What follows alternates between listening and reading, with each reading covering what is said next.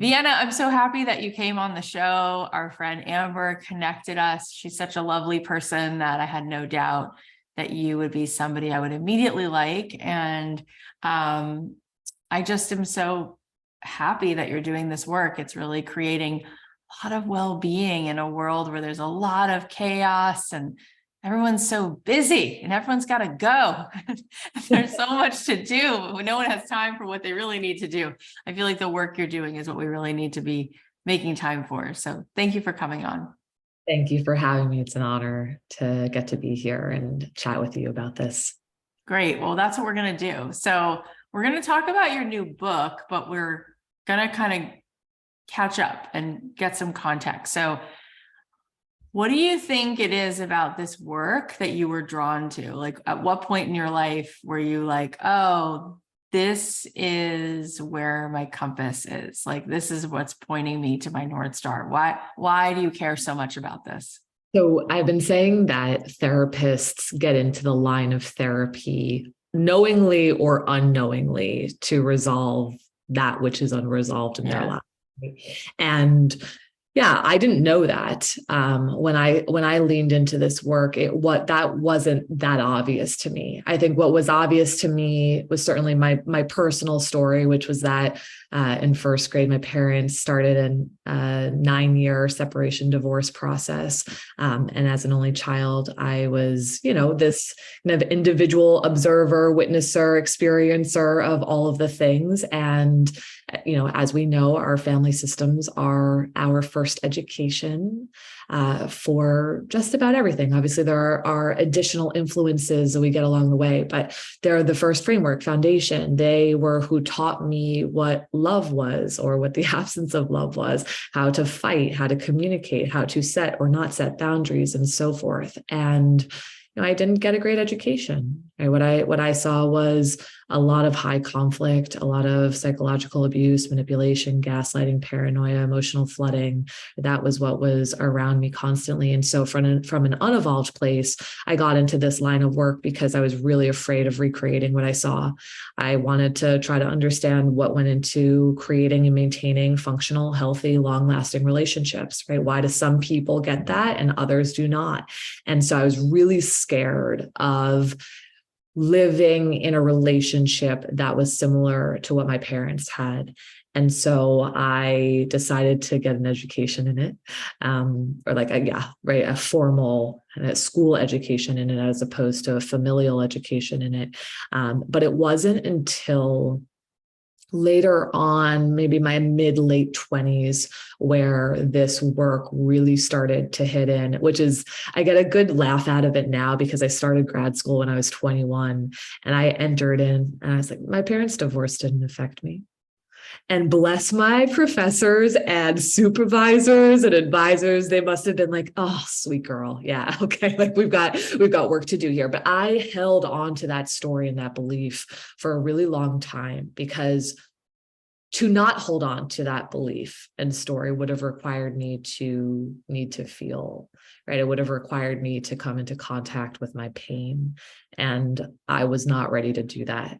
To hold the story that I was unaffected, to hold the story that I was fine, to use the explanation that they are friends now, which was true, right? And to use the explanation that we would have holidays together, which was true. Right? It was always a distraction away from me having to feel. And so in my mid-late 20s, I was dating someone and thought he was the one. And a couple months in, his ex came back into the picture. And he was trying to decide whether to get back into, oh my God, or to stay in the relationship with me. And it was interesting because right away I moved into this space of course, take all the time you need. I of course understand this. This must be so hard for you, right? That's where I went to. And yeah, I have the same reaction now when I tell the story. But in that space, right,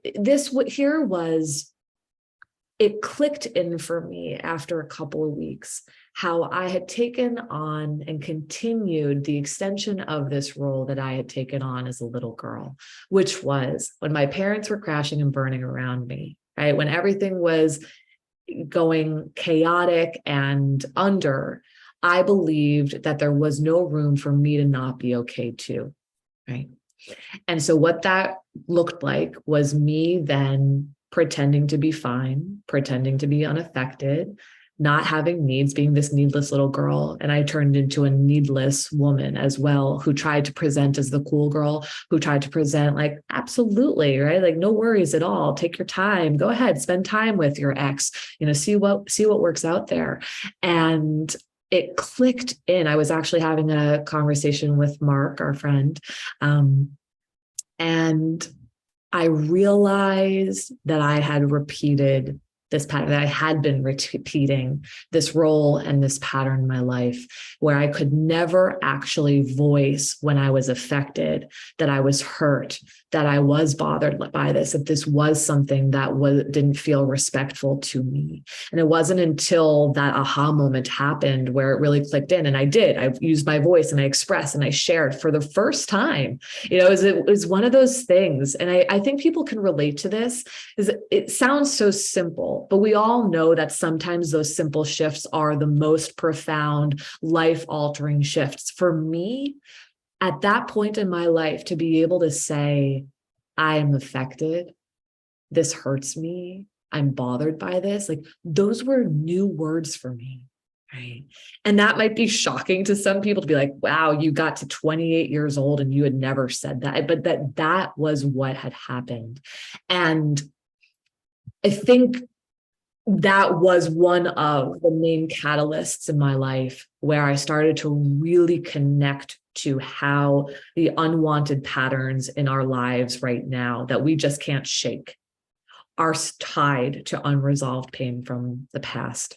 And I happen to take the lens of understanding our family of origin, the family systems we grew up in, and the pain that we acquired there. Obviously, we can, have stories outside of our family of origin, but that's where I like to spend a lot of my time. And what I've seen, at this point, I've worked with, individuals, couples, families for over 20,000 hours of direct therapy with people. And this is what I see over and over and over again. So yeah, I guess long roundabout way of this was how I got into this work. And, I was not aware of it for a period of time. And even when I was early on in those early years of being a new therapist, it's like I was able to do decent enough work with people, but you can only really go as far as you've gone with your own pain. And I've seen this tremendous shift ever since, where I can go so much further, so much deeper with my clients because I can be with my own pain now. Yeah. And that's like, it's just very significant, and it's everything in our culture is about avoiding it, like, why don't you just scroll your phone? That would be a good distraction. Why don't you just have a drink? Why don't you just do this? Why don't you, anything other than face pain.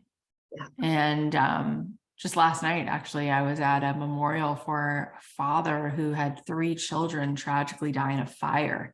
Ugh. And he was talking about, it was in 2005. So last night was like a remembering of them, like a tribute to them. Mm-hmm. And he was so incredibly brave and honest, and talked about all the things he did in the initial years after to avoid it, having to face how much pain he was in.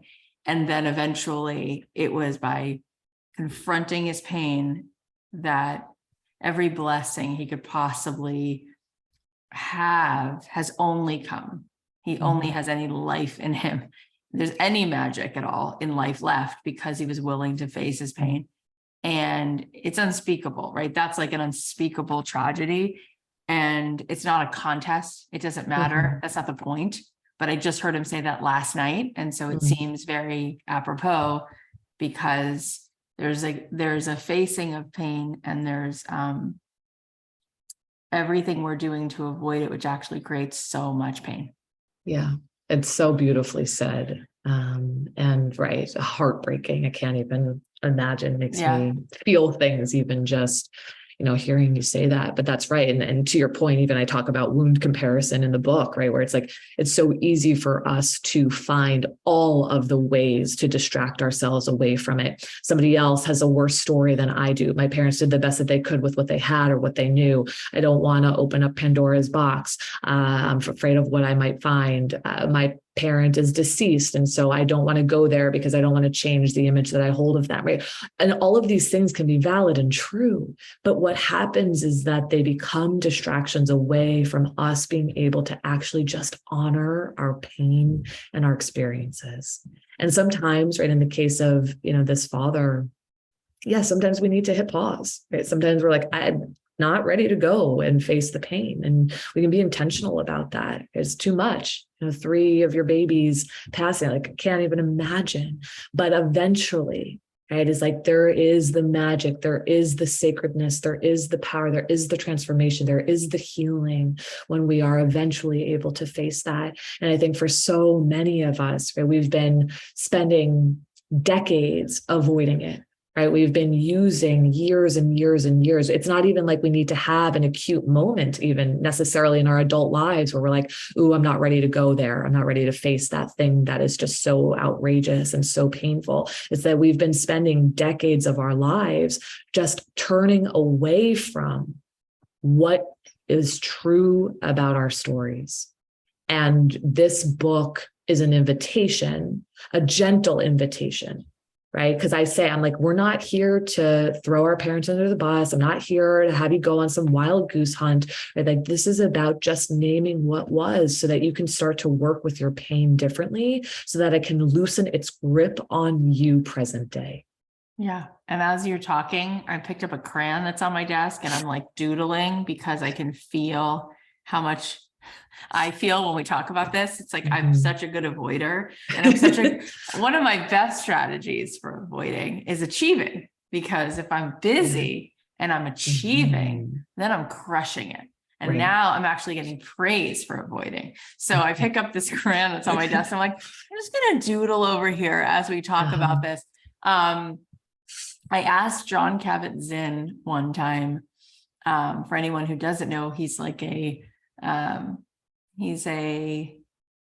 sort of created a very big knowing about mindfulness-based stress reduction therapy, and he's one of the masters in that world. Anyway, so we were talking about this and being present with what is.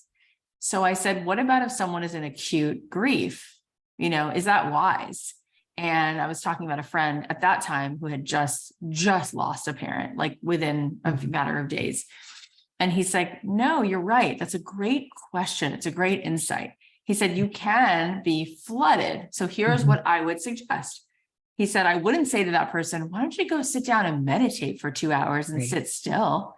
He said, but what I might say is kind of like a moth to a flame, like going closer and going away and closer again. Maybe you could take your phone and set it down for 5 whole minutes and walk by the ocean, and then go pick up your phone again. But maybe you can have these moments where you attempt to be present. And I thought that was such a non-pretentious and kind and helpful answer, because I think part of the problem is people are worried that if they let go of avoiding, they'll never get out of it. And so can you help us understand how we could do that in a way where it feels like there is light at the end of this and we won't get drowned by going into this place? Yeah. And it is a great insight. And I love that answer. And kind of similar to what I was just saying, is like, like maybe you do need to pause. Maybe we don't want to go there. Maybe avoiding is the coping strategy right now that is super supportive. But hey, if we've been doing this for 20 years in a row and we've never put the phone down, or we've never put the crayon down, or we've never done, then maybe there's that invitation to be like, okay, like, let's see what happens if we turn towards. I often ask the question, like, what is it serving not to turn towards? Right. Because what's on the other side of that, and people are like, well, nothing. It's like blocking me. It's like, no. But I'm not asking for a what's it serving in this, like, look at the positive thing that's coming from it. I'm asking, what does it serve, even if it's dysfunctional, right? Because our behaviors are always serving something, right? And so when we can see it through that lens, there's a big shift that can happen. What am I protecting myself from? What feels overwhelming to me? What am I scared of? For me, I was scared to feel. I really had never done that before. I became so protective. And yeah, to your point, I became really good at the things that I put my mind to. I achieved a lot of things that I wanted to achieve. Like, that was a coping strategy for me. And that was easy to hide behind, because it's like, great, you're a great athlete and you're really good at the violin. And oh my gosh, you speak another language. Right? It's like, oh, I'm great. I'm doing really well. This must be good. Right. But all of those things were the things that kept me from learning how to feel. And so to understand what it serves, whatever the behavior is, what that is serving, what is that's keeping you from, what that's blocking you from, and why that is safe for you, right?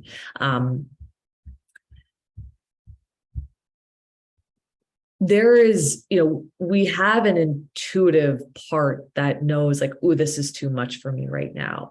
But sometimes we can get really comfortable in this place of existing in, I don't want to go there. And I think it requires us to sit and get really honest with ourselves and to ask, like, what am I keeping myself from? What am I blocking myself from?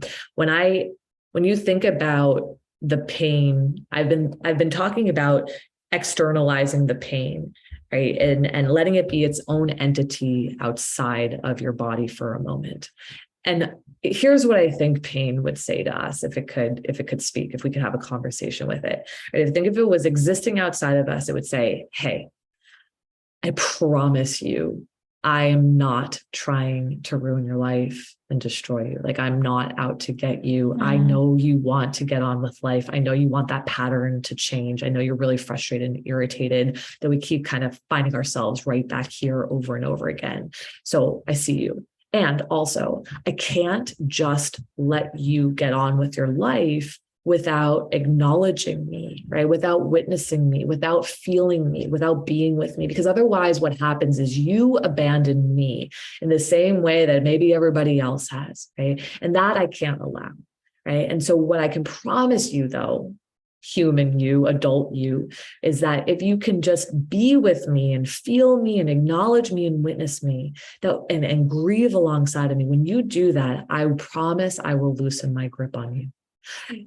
Pain is really clever. Our systems are brilliant systems. We know that. Pain will find the clever ways to bring us back into contact with that which is not resolved.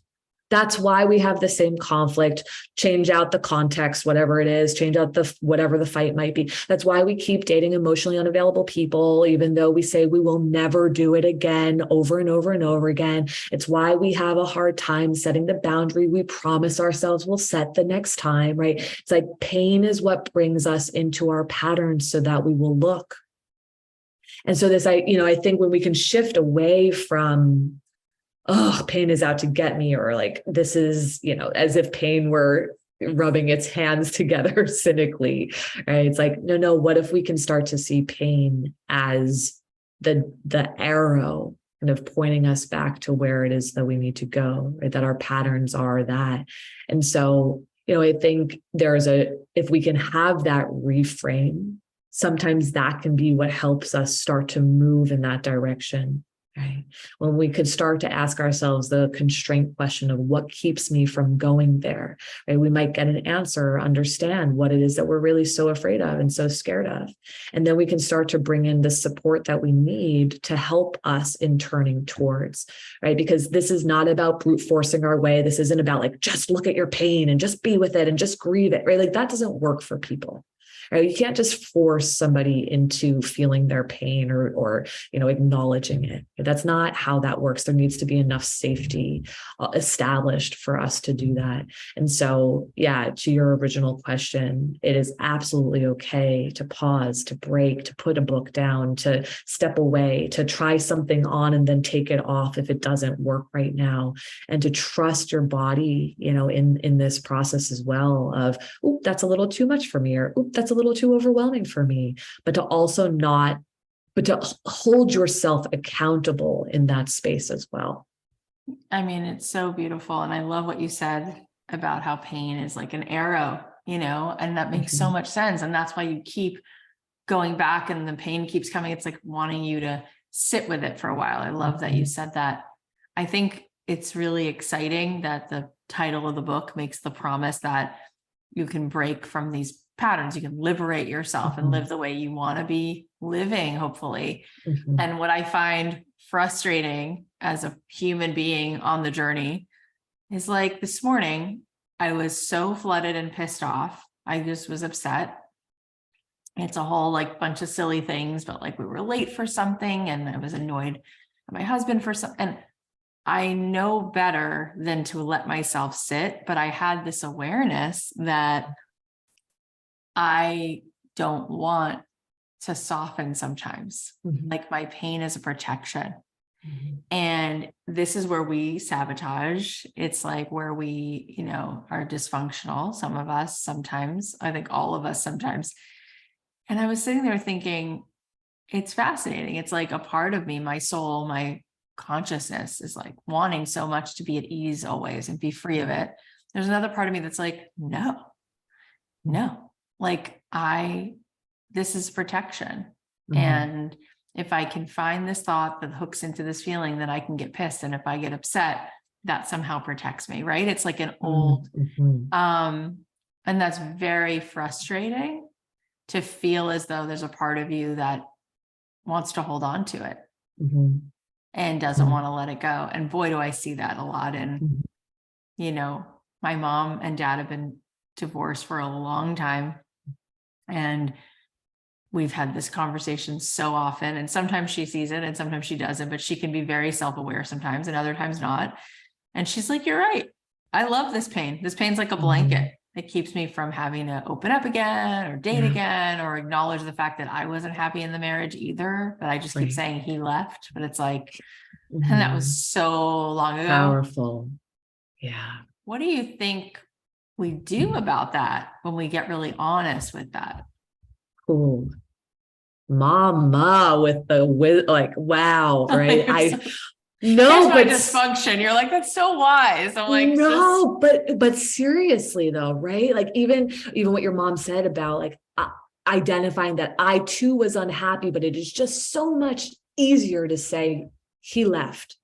That's right. And no, that's the thing that keeps us from the change. I think identifying it is one thing, right? But then we have to do something about it. And I think to your point about this morning, growth and healing is not just about the outcome, this destination of, oh, I moved out of that so quickly and ta-da.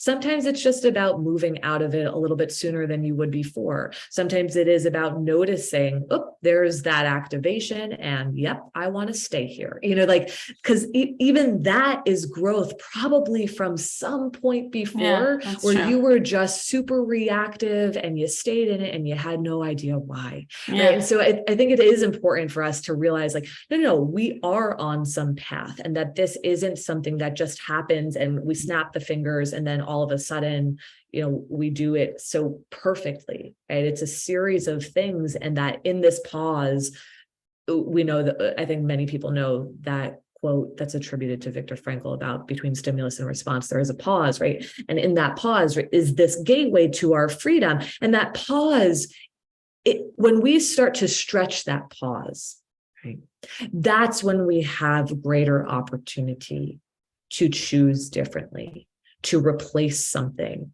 with something else, right? And in that pause is where we start to connect to, oh, what's familiar here? What do I know about this?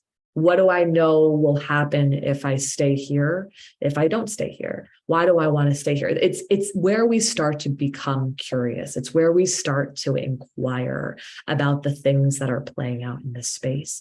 And then eventually, right, the goal is that we're able to choose something that leads us to more connection, to more intimacy, to more closeness, to repair. But sometimes we have our moments, right, where we're like, no, I want to just cross my arms across my chest and I want to stay here. And I want to stay here because what, and whatever that answer is, there is information there. I remember, I'll share a story because I think putting on that curious cap is so important. I was at the beginning of a relationship with my now husband. We'd gotten into some conflict. I have no clue what the conflict was about, but what I do remember is that I could not stop proving my point.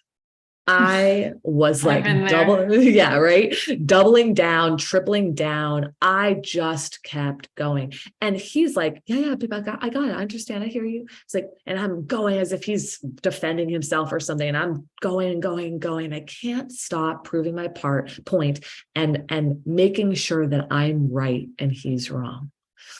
Okay, so I have this out of body moment where I'm looking in at myself doing this. Vienna, stop. Like, this is so unattractive. Like, stop talking. And I can't. And eventually, I'm in my shame. I feel embarrassed. I get to a point where I'm like, like, I don't even know if this person is going to want to stay with me, right? If I continue to behave this way, because this isn't a good formula. But I take myself out of shame and I go into curiosity. Like, why do I need to prove my point? Like, what does proving my point serve? What does needing to be right serve? It goes back to that question I was asking before. And clicks in like, oh, right.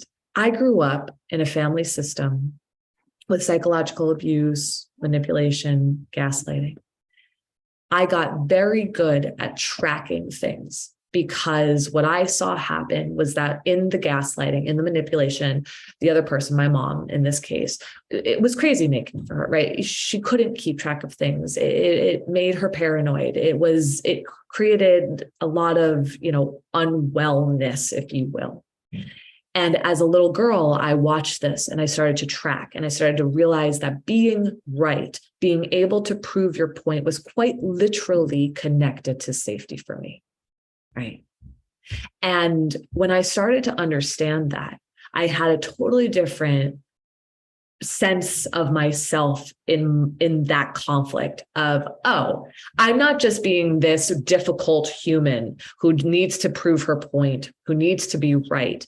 And, like, what's wrong with me? I was like, oh, there's something that's familiar here that I'm experiencing that puts me into a survival strategy of self-protection.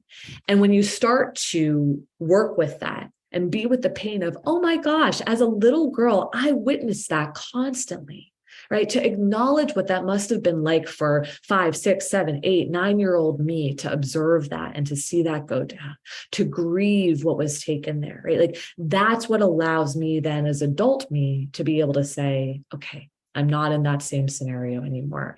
I know who is in front of me. That's so different than being in a manipulative, psychologically abusive, situation. And I can start to choose differently.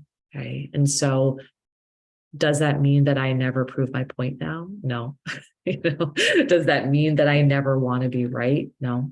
Of course, I can still find myself in that space, but I am aware of it and I can get there faster. And so again, this work is not just, oh, here's this outcome. Oh, here's this destination that I have to arrive at, and that it's this linear thing. And I think, have all heard that before, right? That growth is not linear, but that also, like, we can know something or see something and also still feel overwhelmed or flooded by something, or that something is so familiar to you that there's an automatic response to it that we go to, right? And so that becomes part of the practice. So your example, my example, yeah, like when we know better, but we can't do differently, right, is a good indicator that we need to spend more time with something, right? Yeah. Yeah, it's amazing because the more that I've like studied various wisdom traditions and self-development, so much of the greatest sort of, I guess, quest is the law of like reception, like being willing and able to allow and to receive. And I think so much of what we all do, and you mentioned it earlier, is just getting good at like not needing anything or anyone, and very you're able to take care of yourself, right? And you're doing all the stuff. And then I think there is this, because you talk about in your courses, you know, getting the love that you want. And I think when people are really, really honest, if they don't have it, there's some part of them that doesn't want it. You know, there's a part of them that sabotages that, as we were just saying. And so it takes tremendous courage to be willing to set all of this down, because there's a lot of vulnerability here. But let's say that you're like so sick and tired of being sick and tired. You're just fed up with being on the roller coaster. Help us understand, because you talk about this in the book, help us understand how we can replace the programming that we have and actually start to see it change. Yeah. I'll say this because I feel like sometimes people try to sell the like, do these 4 things and then you'll get that. This work is hard work, and it's layered and complex and nuanced.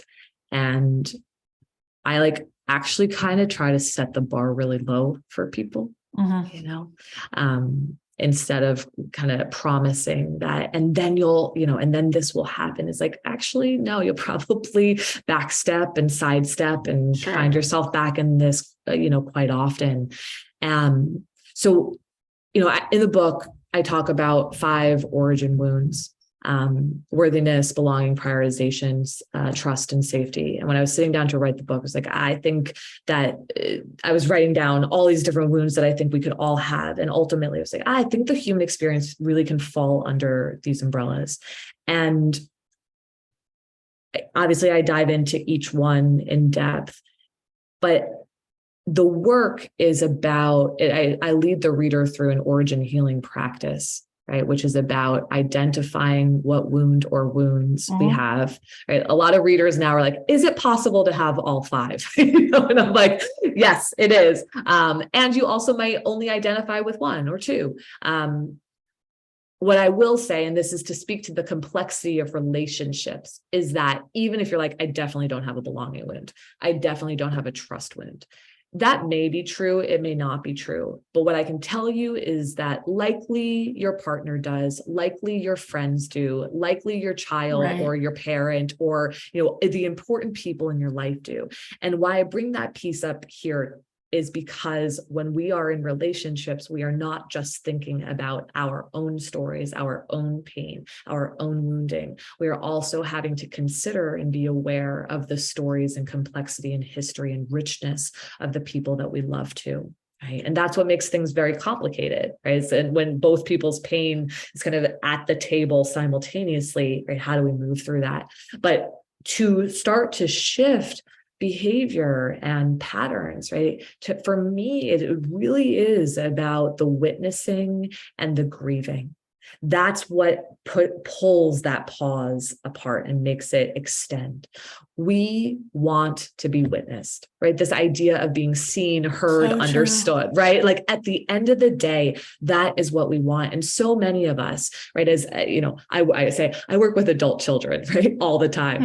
And what I hear is that we just want to be acknowledged. We just want, oftentimes, right, it's the conversation around, I just wish that my parent could acknowledge this. I just wish that they could validate this. And sometimes we get on that hamster wheel of, if I write it to them, maybe they'll understand. If I say it with kindness, maybe they'll get it. What if I scream it at them? Might they then get it? Maybe I will not return their messages until they get it, right? We'll try all of these different ways to try to be acknowledged. And the good news is that we actually don't need the person or the people who contributed to the original pain to participate in the witnessing of it. If we can, beautiful. That's incredible. That feels so powerful and healing.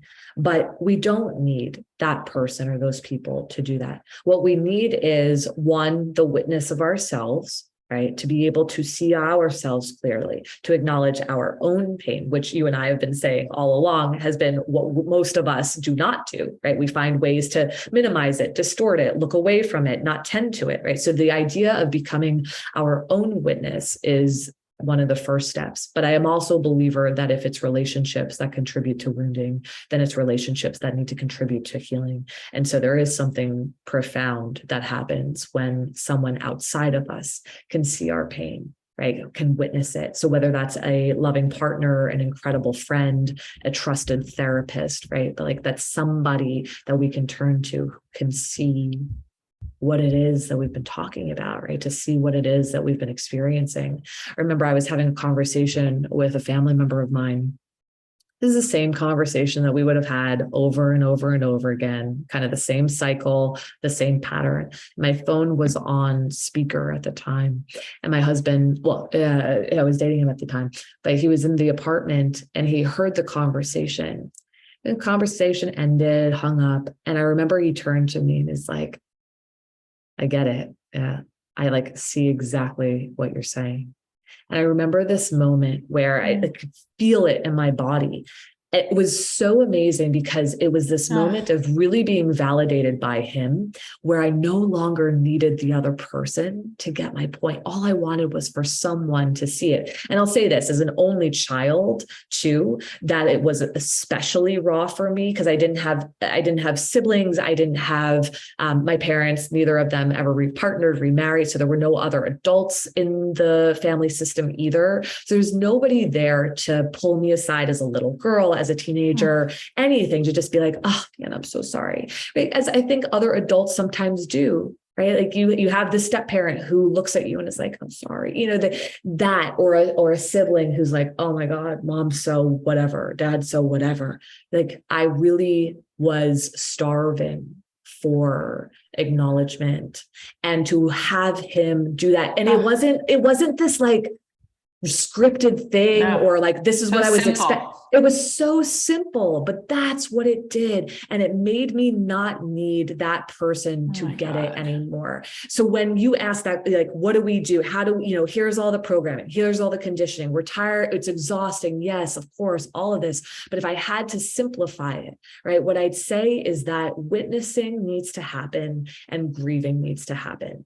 And grief, we're such a like grief phobic society, and I think sometimes, if anything, we maybe reserve grief for if somebody dies, but the idea of being in grief, in the day-to-day, the week to week, the month, not super sexy. Not productive. Not good for your 401k. Yeah, exactly. And so people are like, I don't want to do that. And I always say, when in doubt, grieve more. When stuck, grieve more. And so people are like, well, how does one grieve? And there's no how to for grief. Right. That's the challenging piece of it, is like, there's no how to, you can't follow this step and automatically you're going to start grieving, right? It's this like authentic expression that I think happens when we do start to witness ourselves, when we actually drop in and we remove all of the blocks that say, nope, don't turn to your pain. Nope, don't see little you and what that person had to go through, right? When we put all of those things down and we allow for the natural expression of our pain, of our sadness, of our despair, of whatever it is that's there, when we actually come in contact with the pain. And as we let that happen, right, that's when I believe we can start to choose differently, right? And like I said before, when I was externalizing the pain as a separate entity, right, pain says, oh, well, when you witness and grieve with me, then my grip on you loosens, right? Then I don't have to keep finding these clever ways to bring you back to the exhausting patterns that you are so over. Yeah. Right. Wow. I mean, I really felt for you when you were just saying, and it's so intense. Like you didn't even have a sibling. Like I have a sister. So I'm sitting here thinking, gosh, that's so much to be a kid in general without having that. But then to go through something like your parents' divorce, and then there's no one there to say, I get it. I mean, Mhm. I could feel just how Mhm. thirsty you were. Yeah. And I want to ask you about the worthiness that you talk about. Mhm. But before we go there, I want to ask you another question. So I want to remember to come back to the Okay. worthiness, leave us, because you talk about how we can question our worthiness. But one of the things I think over and over as you speak is how over the course of my life, since my parents got divorced very early on in my life, I did go to therapy as like a young teenager. Mhm. And then I was in that for a long time, and I've done all kinds of different things. And later on in my life, I started to meditate. And what I found so incredibly relieving and liberating and wonderful about meditation is I would connect with this part of me that's a witness, that's not in the program, this part of me that is, was, and will be, and is just, there's this, so it's a consciousness. It's just, all it is well-being in there. It's this infinite place. And I've taken my husband to like retreats for like week-long meditations or whatever it is. And we come out and we feel new. It's like the way the sky looks in LA after it rains. It's just, there's no smog, right? And my question is, it almost seems like there's two things that are juxtaposed to each other, because when I'm in my meditation practice, there's no part of me that is curious about grief. There's no part of me that's going into the past. It's all about the present moment. And I would say even more so, the expansion of perspective, of how much bigger than my avatar I actually am, of how much bigger than the program I actually am. And all of a sudden, I'm the mind. My conscious awareness is the mind, and I'm no longer in the program. And so as a result of that practice, my life has become very much like more of a well-being than it was before. And I'm aware enough to know that on some tiny level, that also is a little bit avoidant, because somatically, my body, I have a physical body and this conscious place, right? Which is beyond the body, but my body's holding on. Like chemically, I am addicted to this old stuff. And so it has done a major pattern interrupt where I have many long stretches of my days, which turn into weeks, which turn into years, which there's a lot of coherence, where I feel very much like in rhythm with feeling the present, taking it in, enjoying it. And so then it feels like a big bummer to have to go back into this old stuff. And it kind of feels like, well, why can't I bypass that and be very spiritually refined? And it's almost like it's confusing, I guess. And I'm sure you know all those things that I just said. I'm sure you're not a stranger to those kinds of practices. But I sit here and I'm like calling my own bluff a little bit. And yet I find that confusing, because I'm pretty good at memorizing how to feel coherent and good. So why on earth would I go down this road? Do you know what I'm trying to say? Totally.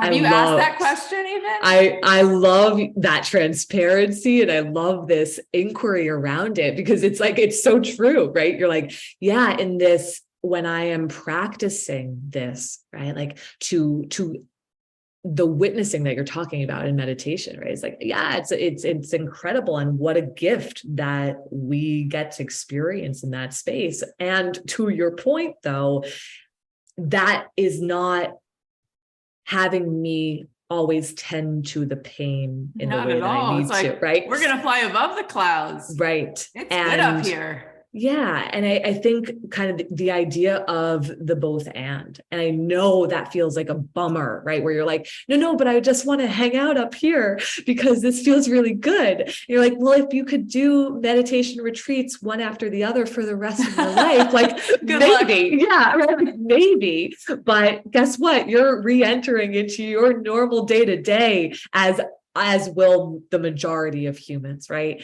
And, I think, to your point, it's that can be one of the ways, the sneaky little way, because it's packaged in oh my gosh, it's so good for you. Oh my gosh, look at all the benefits. Oh my gosh. And that, change it out with anything, right? It doesn't just have to be meditation, right? It's like working out, doing this, right? Like all of the things that can sometimes move us into a space that is so supportive and healthy for us. But if we're still using it as a way to avoid acknowledging what needs to be acknowledged, it's like, then it's still going to find a way to bring you back to it. And I think it's the utilizing of all of the different things that can be incredibly supportive for us, but to be aware, and you are, and I love that you called yourself on it, right? To be aware of when one of the things that we're using becomes a distraction away from what it is that we need to tend to. Yeah, I think it is a both and. I think that there's a place. I mean, look, we have a body and a soul. We have consciousness, energy, and we also have a physical form. So we kind of have to deal with what we've got, and I do think that that's why breath work is so beautiful, because I feel like it's a really great place to just release grief, is what I find happens a lot, which people don't even know that's coming, but just by breathing, you just shed all this pain. And I have seen, is what I'm saying, I've really seen the value in making the space and leaning into it. But I asked you before, I said I would go back to it. You talk about in the book these wounds, but you talk about this word, which is like how it leaves us feeling it questions our worthiness. I think that's so right in the bullseye of what I experience myself and what I experience that my listeners, whether they're always aware of it or not, there's a presence there around my worthiness to be loved, my worthiness to get my needs met, my worthiness, even in the relationships you spoke about.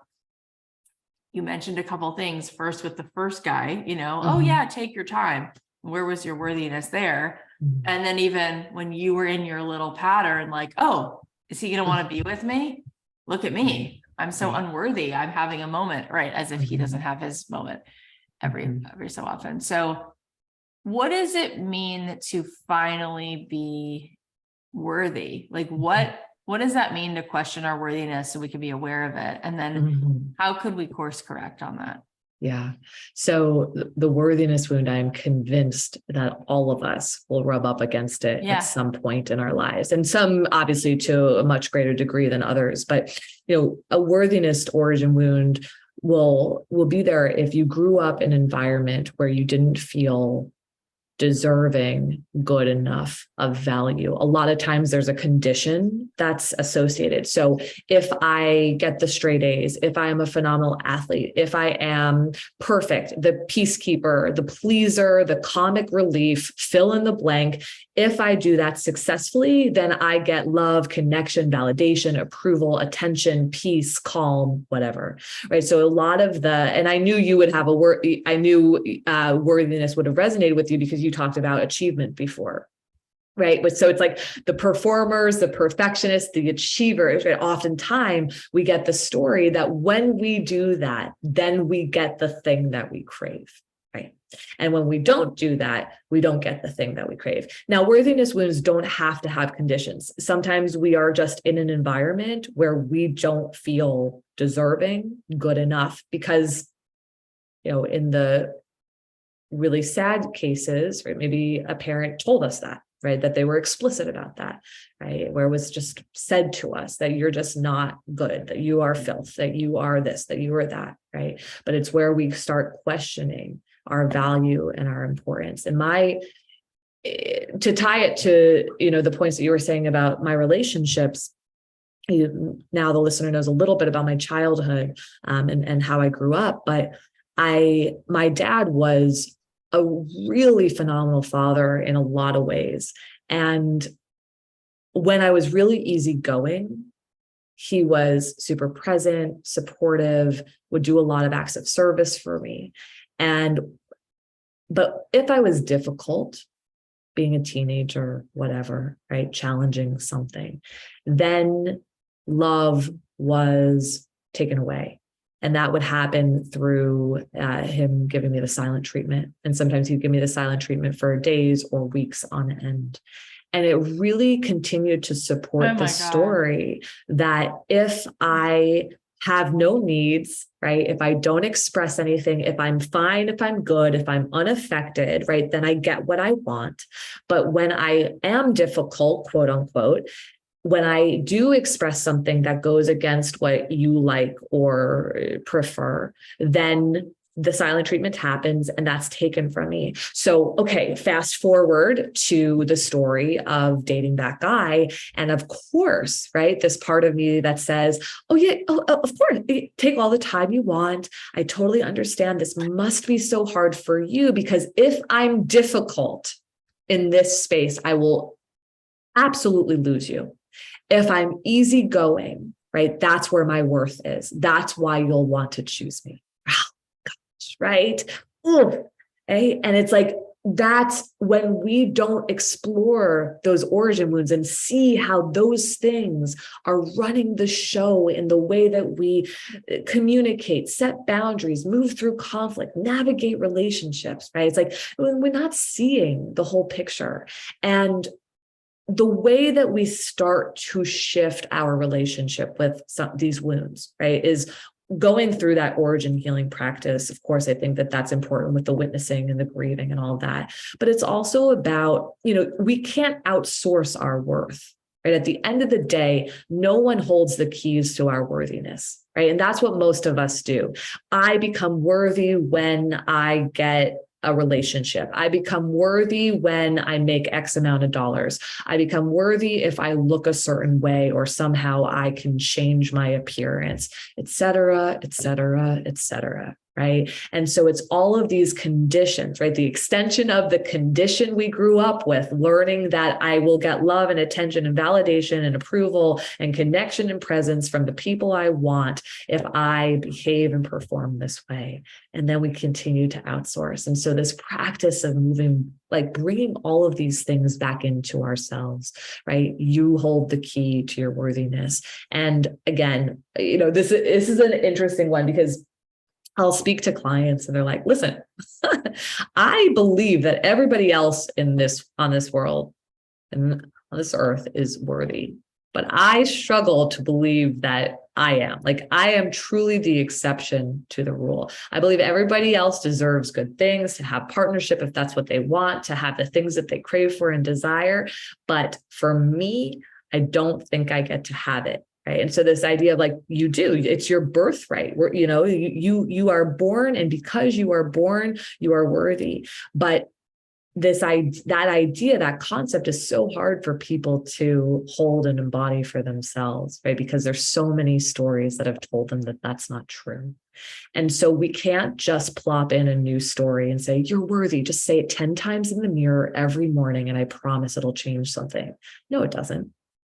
No, it doesn't. That doesn't change things for people. They don't believe that, right? And so it's going in and unpacking all of the experiences, those stories that have convinced you that your worth is tied to something outside of you, right? So it is layered work, okay? Again, like I said before, this stuff is not easy to come into and to just like flip the script and flip the switch. And all of a sudden you're going to wake up tomorrow, feeling like you're entirely worthy. But to understand the experiences and the stories that have created this narrative for you is so important in being able to work with it and decide what is true and what is not, and how to reclaim this for yourself through the practice of acknowledging and seeing the pain, identifying what it is, and then witnessing and grieving alongside of it, so that you can choose relationships, so that you can choose dynamics, so that you can set boundaries that are consistent with believing that you are worthy. Towards the end of the book, I talk about this prompt that I think is really helpful for us in the moments where we're actually able to pause. It's like, is what I'm about to say or do or choose going to lead me to my suffering or to my healing? But you have to take it a little bit further. Is it going to lead me to my suffering or my healing based on the healing goals that I have for myself, right? Because in the moment, choosing healing might be the opposite path because it just gives us some peace quickly. It's the Band-Aid, right? But to say like, if I were to believe that I was worthy, even if I don't believe it right now, but if I was to believe that I was worthy, right? If I was to hold that up, right? What would I choose right now? Would I not set the boundary? Would I set the boundary? Would I communicate this thing or not communicate this thing? Right. Right? Like to actually start, and you don't have to believe it just yet, but to start to become aware of, okay, but if I did believe it, right, what would I choose? And you may be able to follow through on that, or you may not be ready to do that. That's okay. But to begin to be in the practice of asking ourselves those questions and understanding the things that are keeping us from actually leading our lives that way.